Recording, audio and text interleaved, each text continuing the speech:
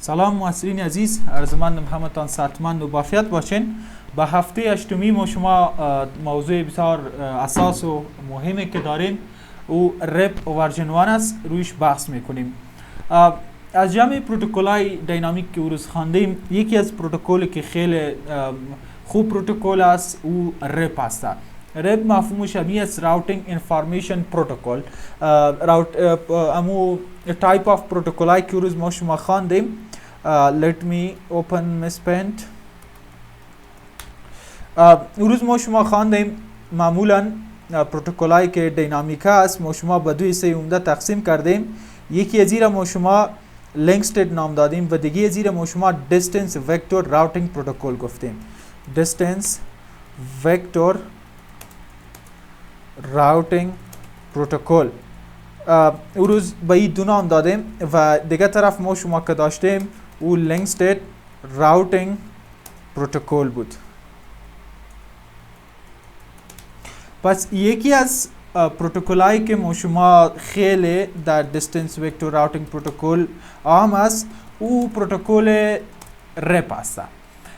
رپ خودش از جمله پروتکل‌های دیستنس وکتور راوتینگ پروتکل است. یعنی زمانی که دو تا دیوایس میخواد با هم معلومات شیر بکنه، اینجا برعکس به شرط اثبات نمیبینه، برای خورد نمیبینه.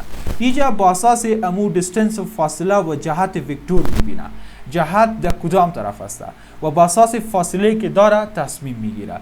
و اما در لینک استیت باز ما شما با اساس شرط اثبات که داریم روی ازو بحث میکنیم. ما اینجا راجع به دیستنس هست که دیستنس ما روبروی کدام است و جهت مهم است که جهت در کدام ساید است.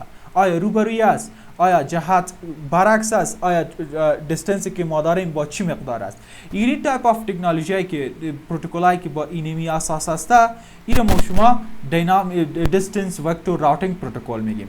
یکی از پروتکلی که خیلی مشهور است او پروتکل رپ است. رپ ما شما راوتینگ انفارمیشن پروتکل که داریم این از خود ورژن های مختلف داره. در وایل که ایجاد شد ورژن 1 بود. ما شما اول ورژن 1 میخوانیم و بعد از اون ما شما ورژن 2 از این میخوانیم که در 2 از این چی گپ است.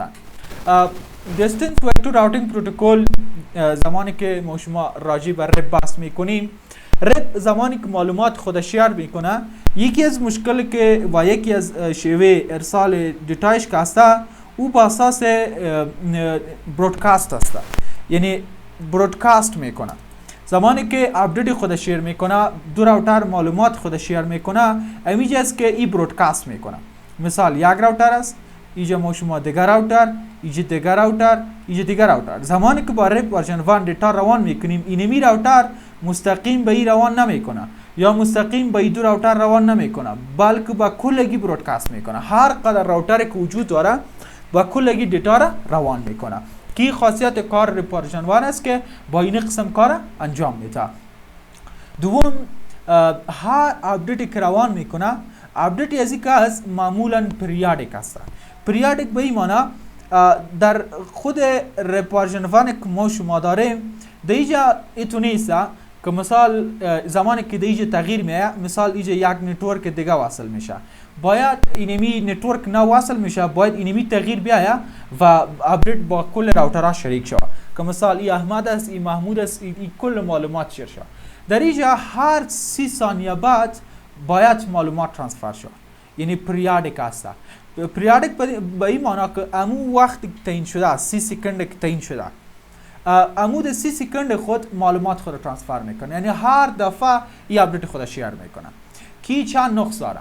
یک نقص از این است که اگر نیاز نیست، کدام تغییری وارد نشده، کدام چنج در نتورک نامده، پس چرا هر بار معلومات روان بکنه؟ چرا هر بار فشار بالای نتورک بیه؟ هر بار مثال اگر معلومات روان میکنه، یک باندویدت دیجا برودکاست میکنه با کلگی معلومات روان میشه. امی باندویدت سیستم خود کم میکنه. که اینمی یک نوع چالشی است که ما شما با راوتینگ انفارمیشن پروتکل یا رپ ورژن 1 داریم.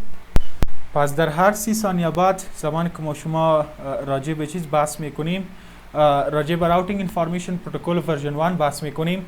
هر 30 ثانیه بعد باید دیتا برودکاست شود و به کلگی ارسال شود تا کلگی اگر کسی کار داره او را اکسس میکنه، اگر کار نداره او را اکسس نمیکنه.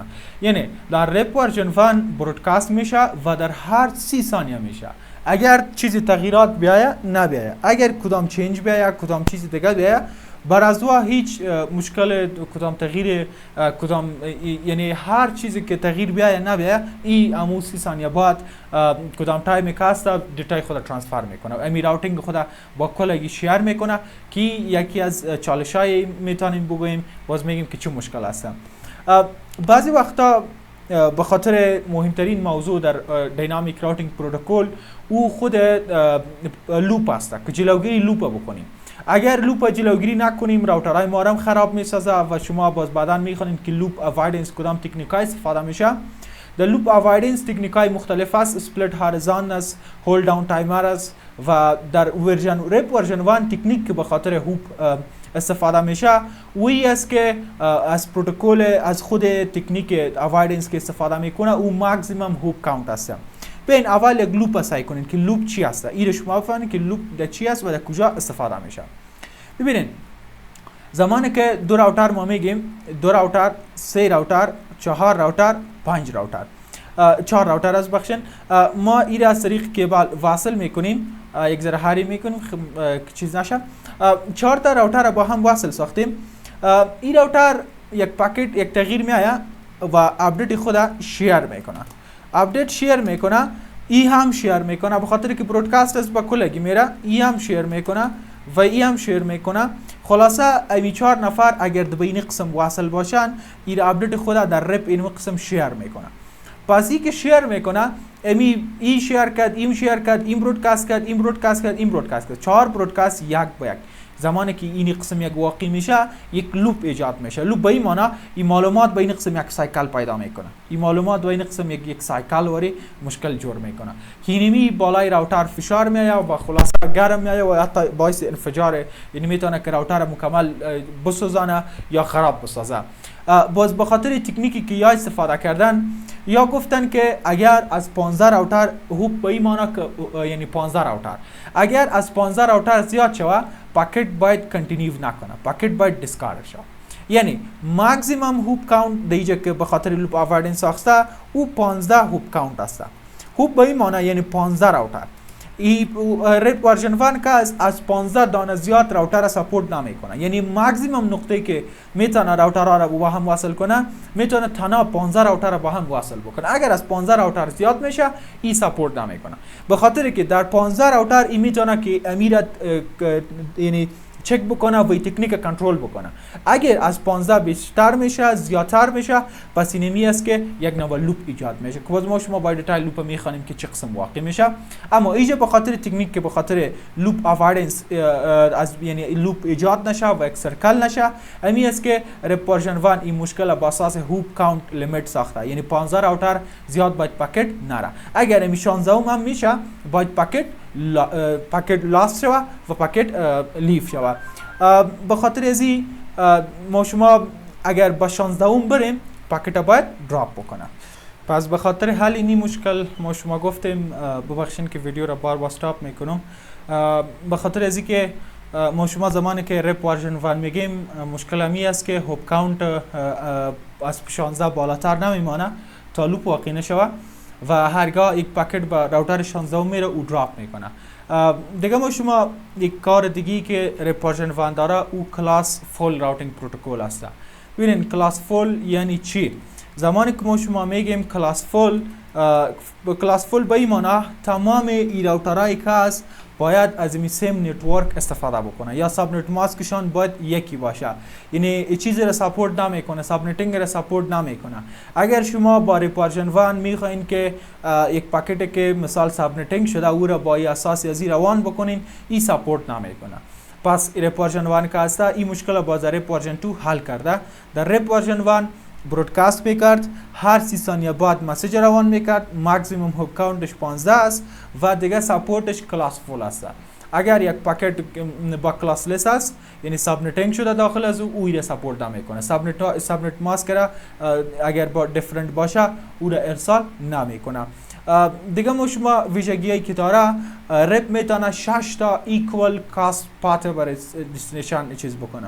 ببینید ما شما زمانی که میگیم ایکوال پات کاست یک موضوعی است که خیلی مهم است شما باید بفهمید. یک چیز ما شما لود بالانسینگ میگیم یا ایکوال پات میتونیم و لود بالانس هم بگوییم. این یک راوتر و اینجا یک راوتر دیگه است.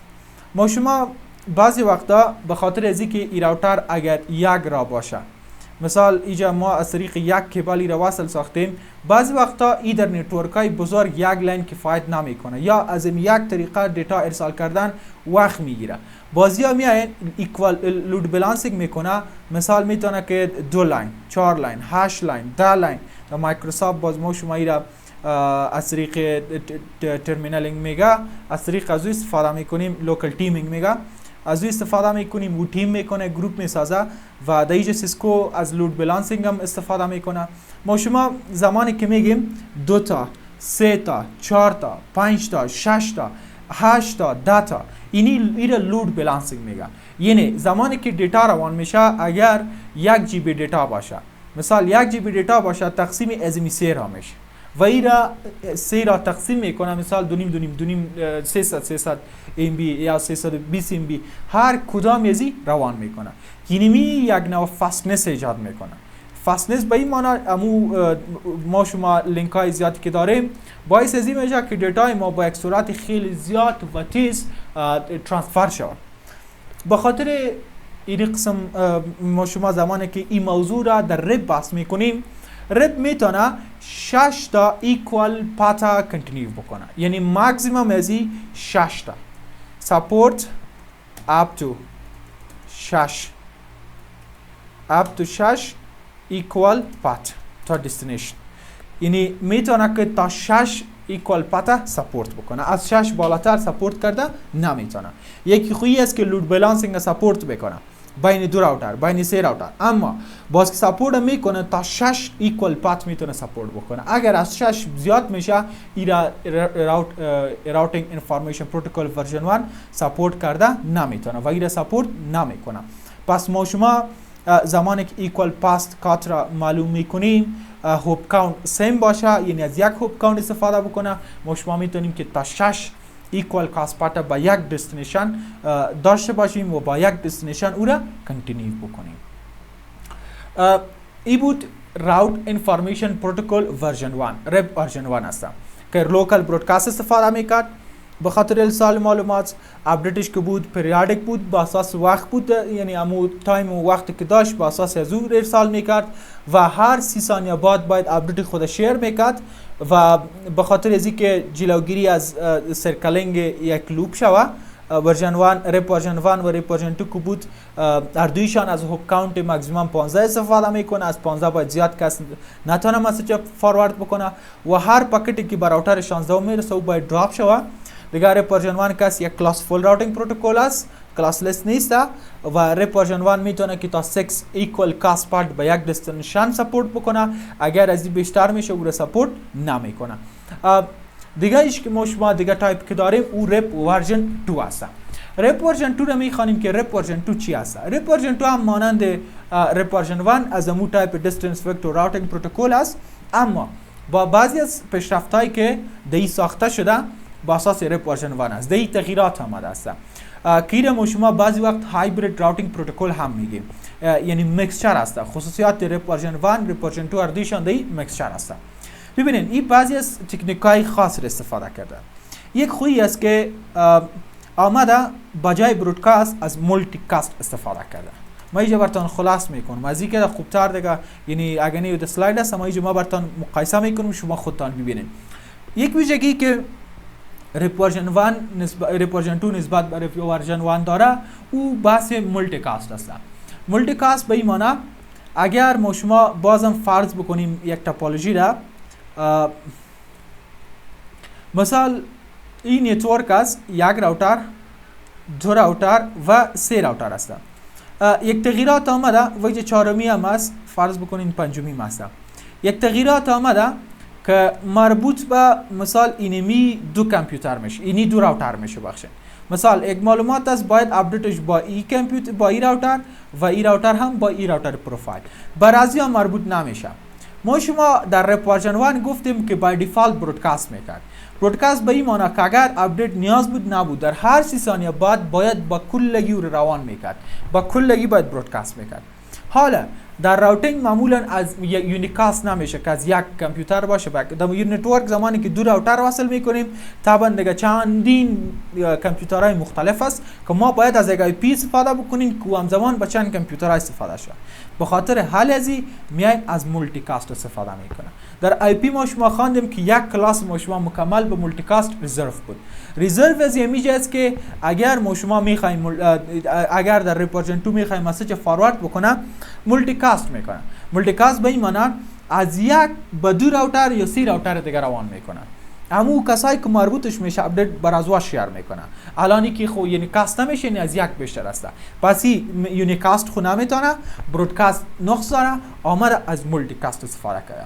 پس یک آی پی آدرس مولتی کاست که داره از روی استفاده میکنه و معلومات خدا به شکل یونیکاست به مو کامپیوترایی که نیاز است از یک به بیشتر است به مو راوترایی که نیاز است بر از او فاروارد میکنه.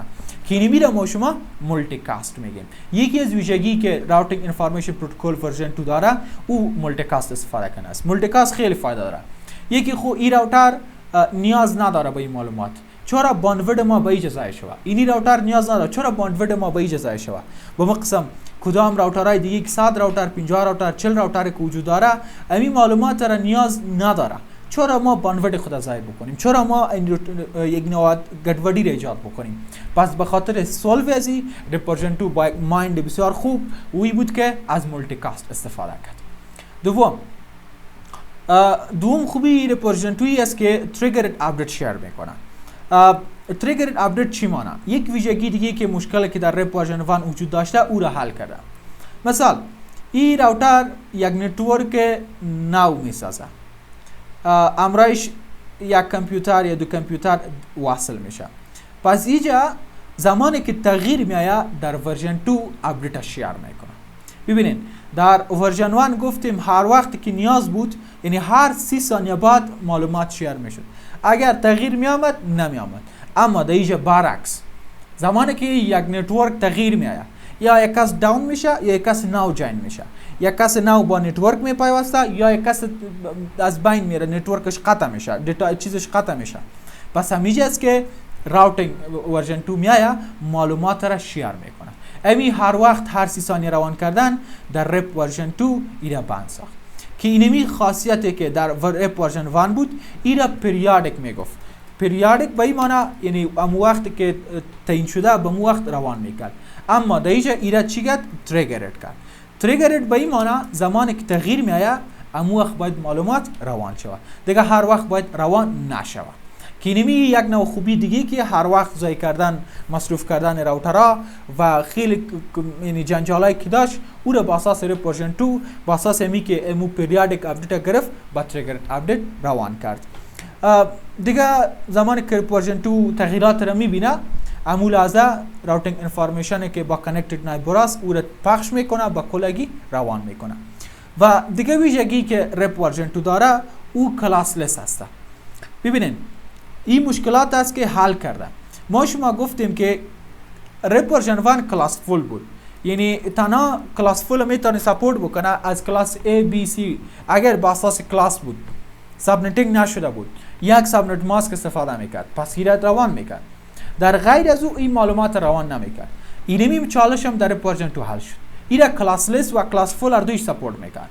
و این معنی اگر سابنتینگ هم کرده بود معلومات روان میشد اگر نکرده بود معلومات روان میشد.